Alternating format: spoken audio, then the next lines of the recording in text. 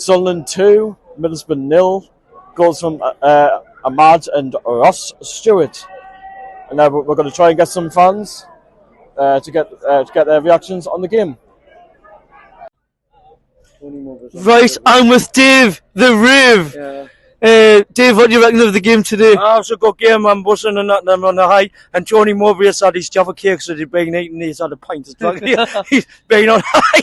I had a good game today. Like, again, we need to keep it up. We need to keep on winning and that. And I'm singing. Ross Stewart scored and singing scored and all that. Yeah, though, yeah. That's a good game. Were you singing in the stadium then? Yeah. Tony Mowbray is having his Java cakes. Yeah, get the way on. So who's your favourite player today then? Who stood out for you? Ross Stewart. I like Ross Stewart. Oh, heaven is a place on earth. Ross Stewart is a place on earth. So Ross Stewart's the place on earth, you heard it here. So Dave, do you reckon that was the best result coming back from Swansea? We'll keep it up. We'll go Fulham next week. Fulham in the FA Cup next week. We've got to beat them. I'll concentrate on the league and the cup. Are you going down or are you watching at home? Watching it on the telly. Watching on the telly, aye. Are you going to be singing at home then, cheering the lads on? I'll be singing Tony Mowbray having his Java cakes. Aye. All right then, okay. Is Sean up there? No, but I think it is, okay. Have a good one, okay? See you later, pal. Sean up there? Yeah. Get the right signings in. Now, if say in a week's time we haven't made any signings, then I would say, right, okay, that it's starting to take the mick a little bit. But for me... It's because I did miss out on players like who's playing against us today, Cameron Archer, who came on with a letter of energy. We missed on players like that to like Middlesbrough who are jumping in Cameron quick Archer as they can. You said you wanted Cameron Archer, didn't you? And I would have had him as well. I guess it just depends. I know there is the argument that do players want to come here and be third choice, but I'm not entirely sure I buy that because injuries happen, suspensions happen, you get a chance. It's like how Broadhead didn't come here in the summer because that was the alleged reason that he didn't come here. But he goes to Wigan. But he went to Wigan first half of the season when they had like 5 forwards, which to me made no sense. That did narrow the selection down, obviously. A bit. But look, at the end of the day, we've still got, what was it, 9 days you said left? Yeah, 9 days left. Yeah, it's 22nd, isn't it? Yeah, look, we've got 9 days left. There's still time to get players in. I do think we will get players in.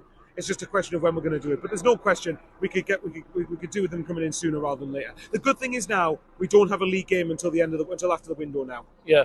So what areas do you need to cover before deadline, do you reckon? Because I said in the stadium, just before full time, we do need to cover on full backs because we're very slacking on that. I think and we do need to swing up front. And I think as well, central defence in a bit. There's 4 players. I think we need 2 forwards. I think we need I would like a bullish centre midfielder, like one's got a bit of physicality about them. Yeah. Which is like one lad from West Ham apparently he's meant to be that, but we'll wait and see if he ends up coming in. I think he got injured playing for the under-23s. But then I think you've got a full back. I think we could do with like a left back because I think Hume and Gooch. As much as I've criticised Gooch, I don't mind him at right back. Yes. I think Sirkin's obviously a good option at left back, and although Elise can play there, I view Elise as more of a centre half. Personally, so I think we need another left back. Because I was saying before, because obviously I spoke to John and Morgan, I said Elise's preferred position was left back of West Ham. Well, that's true, but he got on. Well, hopefully he's not out for too long, by the way. But I would say left back, bullish centre mid, and 2 forwards. That's what I think we need. Because I did say I would prefer centre back, someone to cover in case Bailey White does go out on loan to Aberdeen. Well, if that's it, by the way, that's 4 signings if nobody leaves. So if Bailey White leaves, then it becomes 5.